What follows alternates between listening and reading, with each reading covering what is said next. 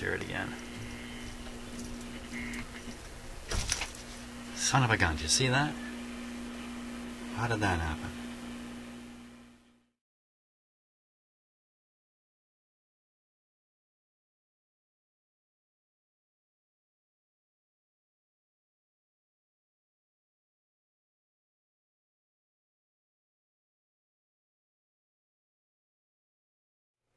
So here's the capacitor. Okay. Nothing unusual about it, really. And there you can see some connections. Okay, and those connections are made to the stator part of the capacitor. It's counterintuitive, but the fixed plates on these capacitors are insulated and the rotating plates are grounded. Well, let's check that word grounded for now. But these rotating plates, the moving ones, these ones here, I mean, they're connected to this metal shaft. The shaft is bearing into the frame. It's all connected together. And the shaft even goes out the front and connects to the big metal wheel. The big metal wheel that I got a shock off of. So you could think of this as all one unit electrically. The wheel, the shaft, and the rotating plates. And in many, many radios, all this is connected to the chassis very securely with sometimes copper braid and sometimes at multiple points to really give it a solid ground to the chassis. And really, I thought all these were grounded to the chassis, bolted on there, whatever it is. So let's see if we can find some of those connections to the chassis. So we'll look around. I'm looking for a copper wire, a copper, maybe a braid. I don't see anything there. Look on this side. Okay. The wires you see are connected to the stator. There's nothing connecting to the frame to ground. There's nothing anywhere. So that's kind of curious. Of course, it's bolted to the radio. So maybe this radio, they relied on the bolts. So that's a little unusual. It's usually a soldered braid. So let me just, I gotta reset the radio again. So we can look at the underside of it. There we go. Let's take a look. So now we're looking right under. See, there's the capacitor there. Okay, and we're looking right underneath it. And we see, what do we see? We see a bolt. Okay, you see that screw right in the center of the screen there. And look, there's another one under that resistor.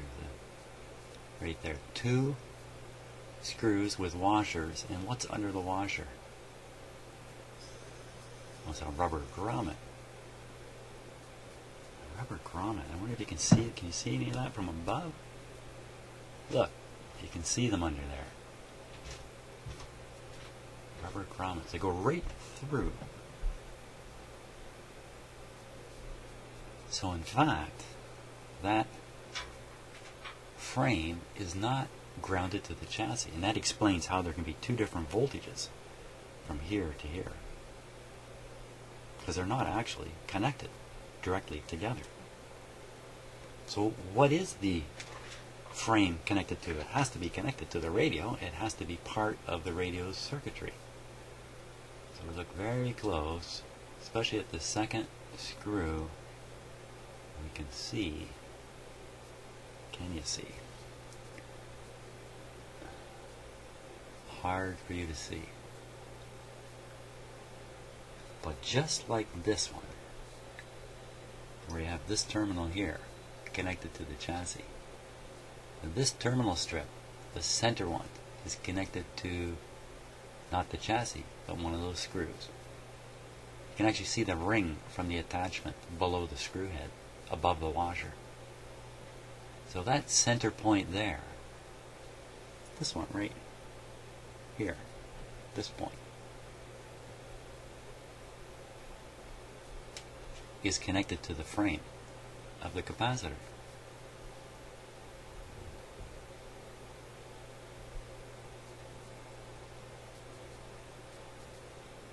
So what do you think of that?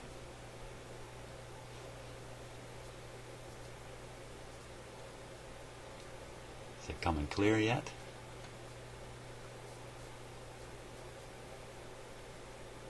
Okay, the next stage is going to be studying the circuit diagram. We'll look at all these things on the circuit diagram here. I got to set it up though, so it's easy to do. Okay, so I've simply set up a printed sheet of the schematic, and I have a camera aimed at it. So there's my hand. See, that's how I'm doing this. And here's the schematic. You can't quite see all of it. Doesn't really matter because we're going to be concentrating on the lower part here. So after I got my shock, I stared at this thing for a good hour, trying to understand in detail what is going on. It took me quite a while to spot a couple of important things on this schematic. So I'll just point them out to you. First of all, look at this ground symbol here. There's one there, there's one there, there's one here. They're all over the place. So sometimes, and maybe I almost use the word normally, I'm not sure that's a good word, these indicate connections to the chassis. In a radio where the chassis is used as a conductor, this is a typical way it gets used. All these points are simply soldered right to the chassis, or soldered to a terminal that's bolted to the chassis, something like that. But in this radio, there's something else that's visible, and that's this guy right here. That's a different kind of ground symbol. Usually means connection to the chassis. Oh, well, wait a minute, there's a one right here. Why would they use two different symbols? So let's look at what this is connected to. It goes to this dotted line. Okay, the dotted line usually means that this circuit inside the dotted line is somehow separated away from the rest of the radio in some way. In this case, in this vintage of radio, this means a metal can around an IF transformer. There's the IF transformer there. Whoop, whoop. Little off camera, right? So there's the IF transformer. So this is indicating the can is connected to the chassis. Still not sure what this is telling us. Here's another one. And if you look at the speakers, look at that. There's another one up here. Well, that's kind of odd. Sorry there. Let's get this aimed up a little bit. Sorry if it's just a touch out of focus. There we are. There's one here. There's one here. One here. And one here. On each tube. Each tube has something connected to the chassis. If that's what this symbol means. And it is. This is what the symbol means. Now if you remember, on camera I showed you some soldered connections right to the chassis. That's these things. That was these. And what are they connected to in the tube? So this one's connected to something that says SH. And there's no internal wire coming from it inside the tube symbol. This one's the same. Chassis ground SH. SH would normally stand for shield. I don't see a shield on these tubes. There's the tubes right there. Well, this one's a metal tube. And the one up here is a metal tube.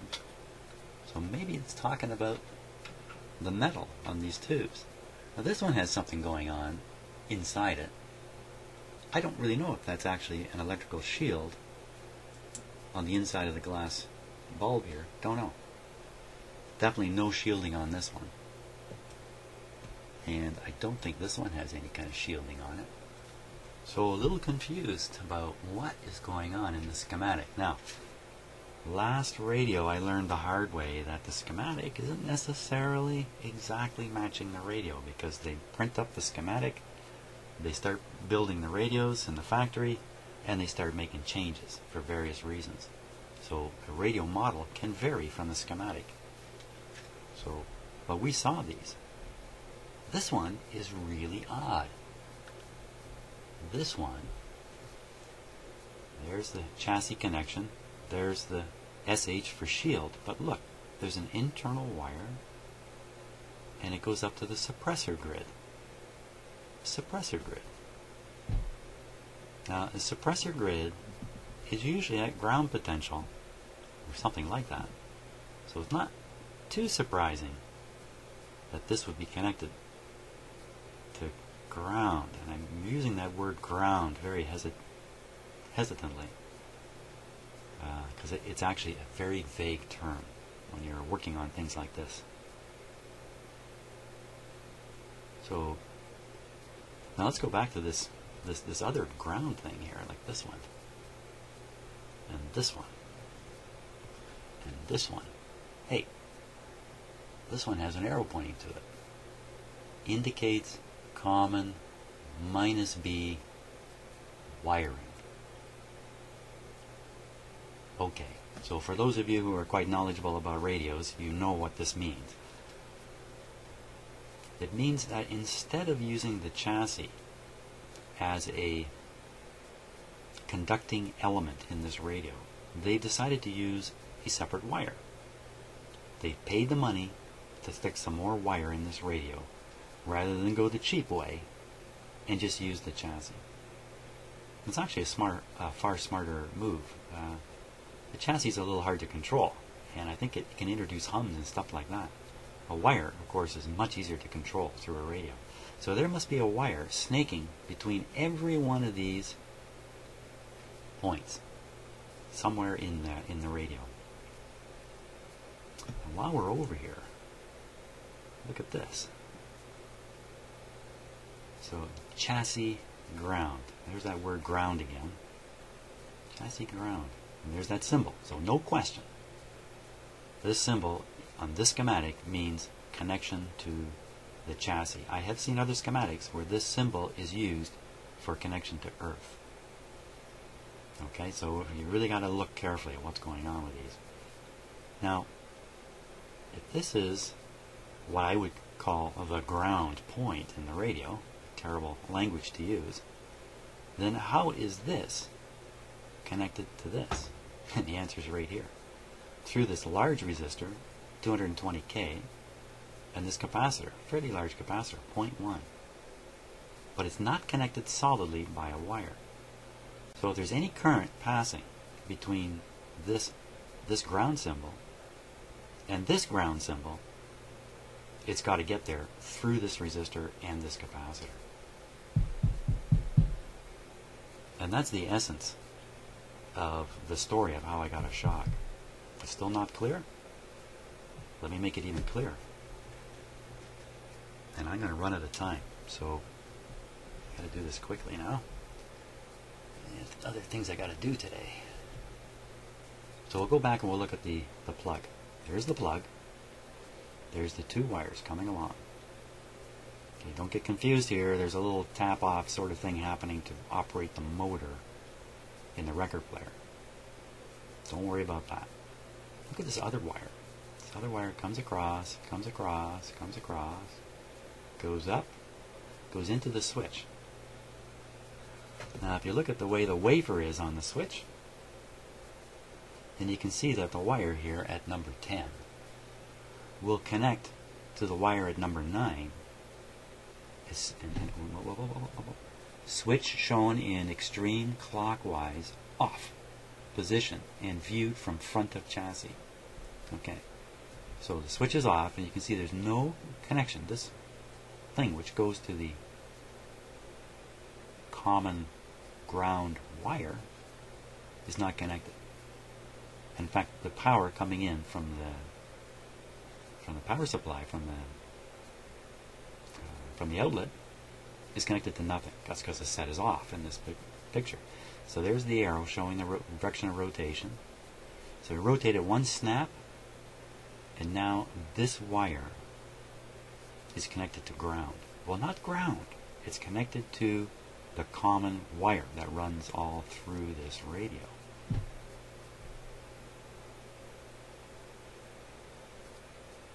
seems kind of counterintuitive that you would close a switch on a ground. But you see, it's not really. It should not be viewed that way. Now, the next part of the story. Remember when you looked at the capacitor in the radio and it's insulated from the chassis? Let's go look at that. Where is that capacitor in this diagram? Well, it's not really shown so you can spot it easily. There's a variable capacitor and another one there. There's a variable and another one there. So this is the coil for the oscillator, and this is the capacitor that tunes it. So this is one of the tuning capacitors. This or this. Same thing. And over here is the capacitor that's in parallel with the loop antenna. So this is the actual, I don't want to say tuning, but I guess I have to. Tuning the antenna capacitor here. So one of these two are those plates. Actually, one side is the moving plates and the other side is the insulated plates. Okay, remember, the moving plates were, quote, grounded to the frame. And again, use of the word grounded. Connected to the frame, and the frame was connected to, well, I don't know yet what it's connected to. Now, which side of this capacitor is going to be the frame? Well, you can see the upper side heads right for the grid of the tube. So that's the radio signal going into the grid to be amplified in this tube. So this has to be the insulated side. This has to be the stator plates, the stationary plates, the insulated plates. The other plates have to be these ones then. So this is the line right here. Look, there's a resistor over here, 3.3 megohms. So what is this line supposed to be?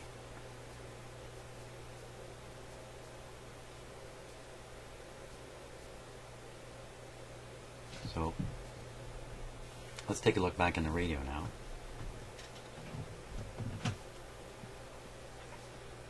Okay, so there's that screw. And look at the resistor right there. 3.3 megohms. Well, that's the same one as that one. That one. So where's that resistor connect? One side of it connects to the terminal that connects to the capacitor. So there's no doubt now that we've got the schematic read right. The lower part of the capacitor is here and here. This is the capacitor frame. You could think of it that way. So how can I get a shock off this wire? Isn't it a ground?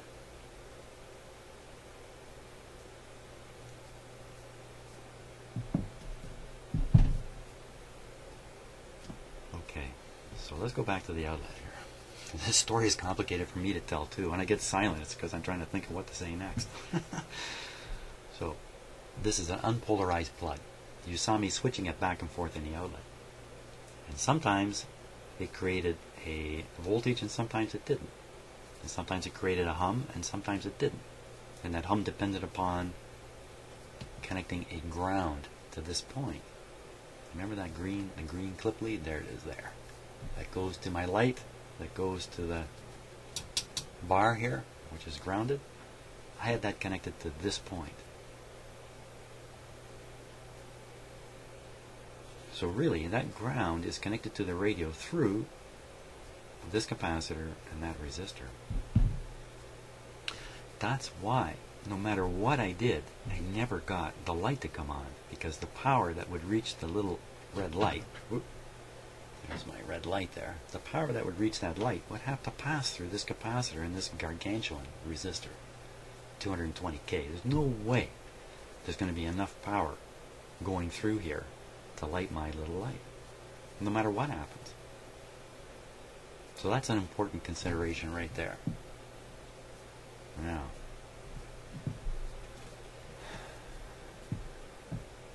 I'm forgetting the next stage here. That's how complicated this is getting for me.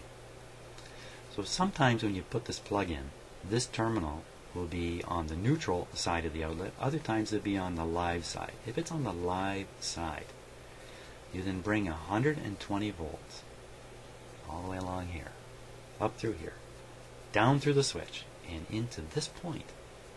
This point is the same as this point, this point, this point, all over the place. So you got 120 volts on a wire that's going all through this radio.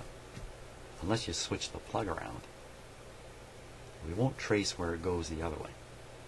But one way for sure, that common B- wiring starts running at 120 volts relative to earth ground. Earth ground, that's what I was putting here. It's 120 volts here. And earth ground here. So there's 120 volts dropping between here and here through these components. Now,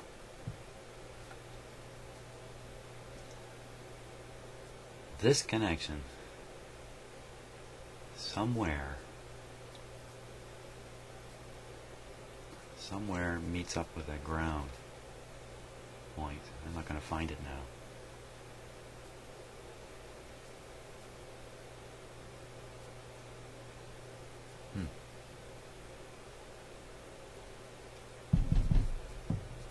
Okay, so I've forgotten something or I'm overlooking something. Or there's more to this story and I don't have it right yet. Okay, I'm going to skip to a point here. So maybe our problem really is one of these capacitors too. Okay, so kind of listen but ignore a little bit about what I'm going to say next. At this point,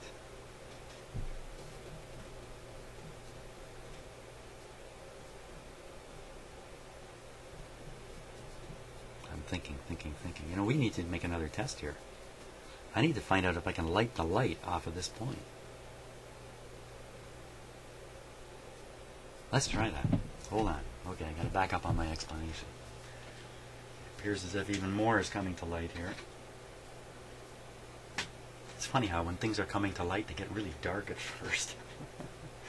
So, I'm just getting my other camera ready here. And then I'm out of time. So we'll make this last observation, and then I'm out of time. So, I gotta get you so you can see that light.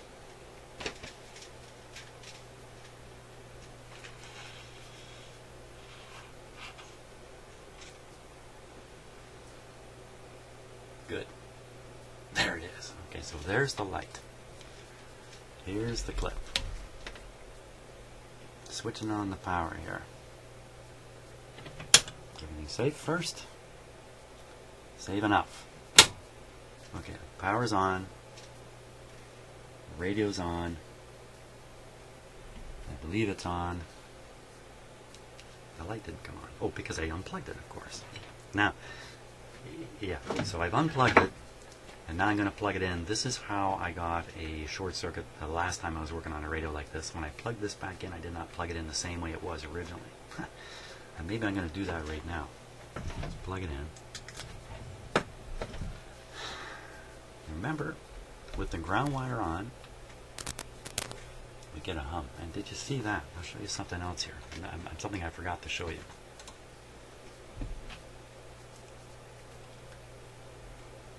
Watch the sparks.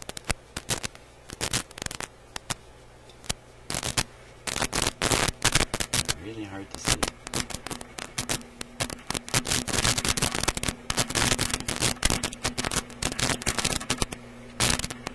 Hard to see, but there are sparks coming from there. Okay. So I believe we have everything set up now for the 120 volt scenario.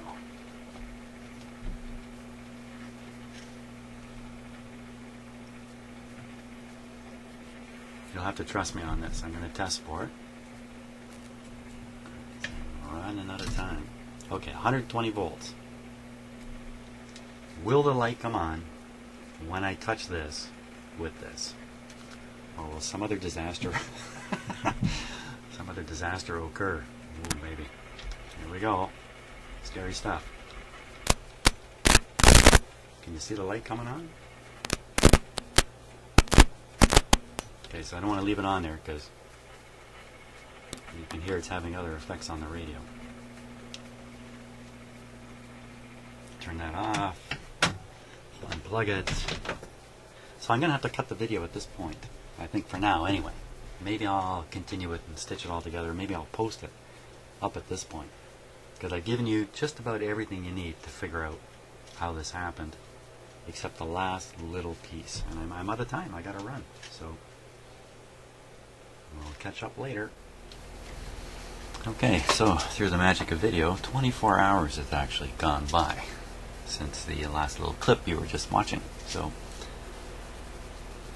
I think the last thing, if I remember right, I was pointing out was the line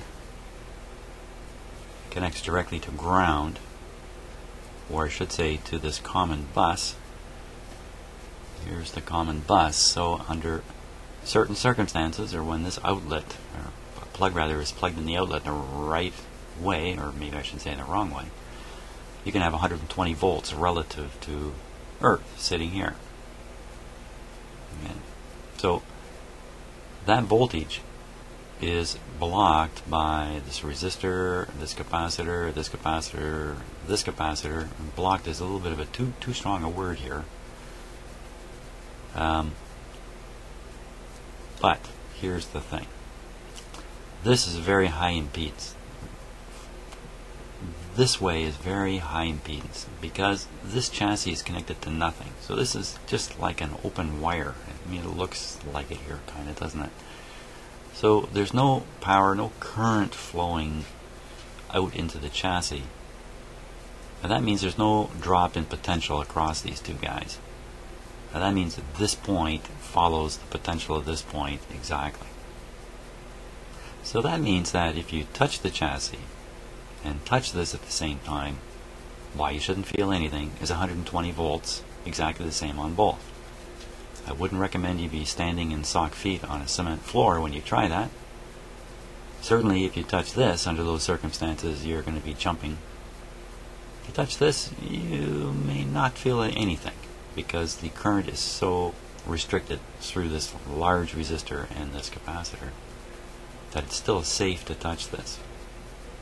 Now looking the other way, and this is so this is one of the things I was touching, the chassis. The other thing I was touching was the frame, essentially the frame of the tuning capacitor, which is this line here. And it's also, and I'm going to use the wrong word here, protected from the 120 volts by this 0.05 capacitor. So if this were a short circuit, you'd have 120 volts sitting here. But this circuit is also very high impedance. This is the grid circuit into these tubes. Very high impedance. It means it doesn't take much to push the voltage of this line around. There's no load to it, let's put it that way. So consequently, this is also following the 120 that's here. So with both of these points, essentially the same, or all three of these points, essentially the same voltage, you can touch any of this and not get a shock. But I did get a shock. How come I got a shock? Because I put a ground on here. So that pulled the potential of this part, the chassis, the whole chassis, to ground potential. And no longer the same potential as this point.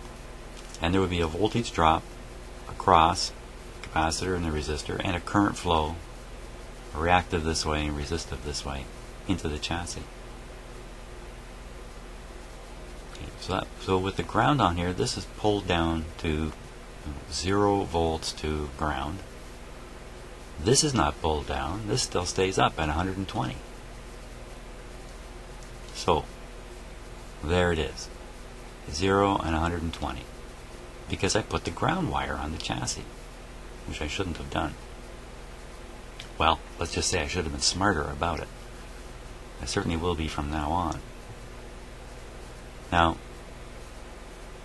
I did attach, I don't know if I did this on video, I did attach or connect my hot chassis light, the little 4-watt light bulb, to this point, and it partially lit. So I suppose there's a chance that this capacitor here is leaky. I mean, there's a chance every capacitor in this radio is leaky. So let's take a look at that one. That's a 0.05 capacitor. And I'm going to do a stupid test here. Just going to use my ohm meter on it. 20 megohm scale. Any good capacitor would read easily 20 megohms.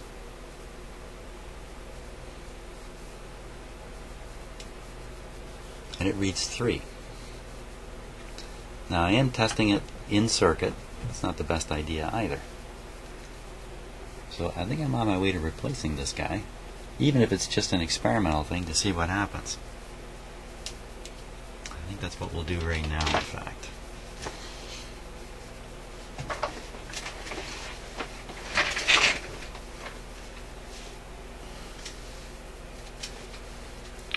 Sure everything is safe since I've been out of my shop for 24 hours. There's the plug.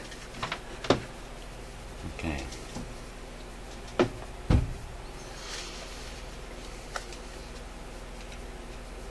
Now,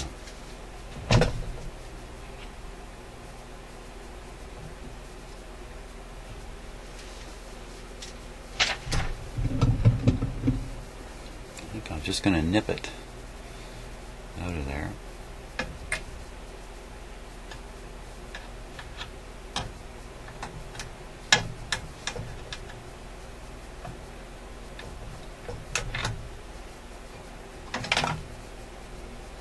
Okay, let's test it out of the circuit now.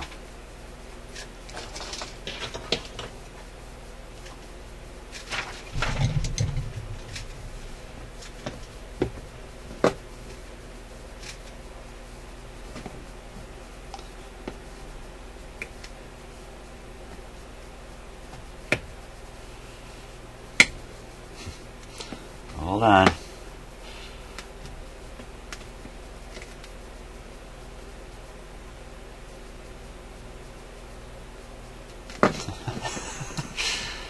It's my sleepy meter. Okay, hold on.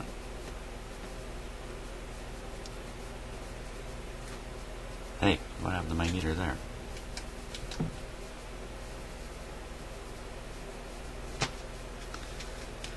Oh boy, if it's not one thing, it's another. It looks like the battery's gone dead in my old meter. Okay, hold it for it. Hold it for it. Okay, so I'm having endless video problems here trying to shoot these videos today. I don't know what it is about my computer, but yeah, so I don't know what these videos are really going to look like. So I'm going to have to be quick before it stalls again. I've gone ahead and I've replaced these two capacitors. The capacitors I took out here tested just fine, so I'm not sure there was really any problem with them, but nevertheless I've changed them. There they are there. There's one there and the other one up in there. So now I'm going to test the radio. You can hear that it's already playing. I have the radio plugged into a regular outlet, and we're going to attach the ground here to the chassis. There, you can hear the hum. I saw the little tiny reactive sparks up here. So that tells me that this point is at 120 volts to ground. Okay, so we have the exact scenario set up that I had before, only with two new capacitors. So we'll now check for the voltage, which is AC volts.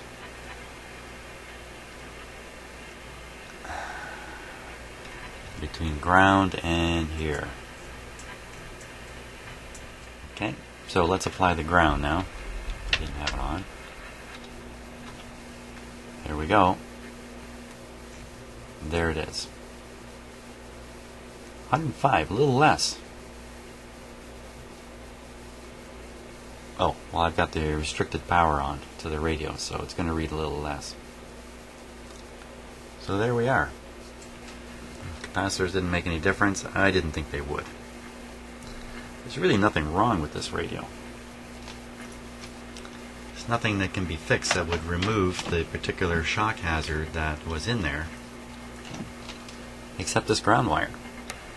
Get rid of that ground wire, the shock hazard disappears. So, just to show you that,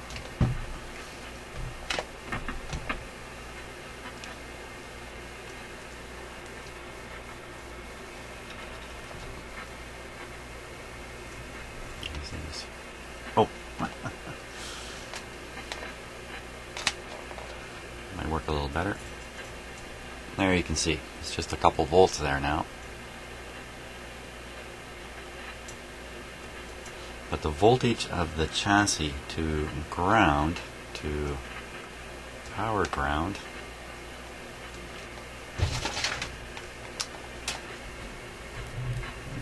it's going to read like that.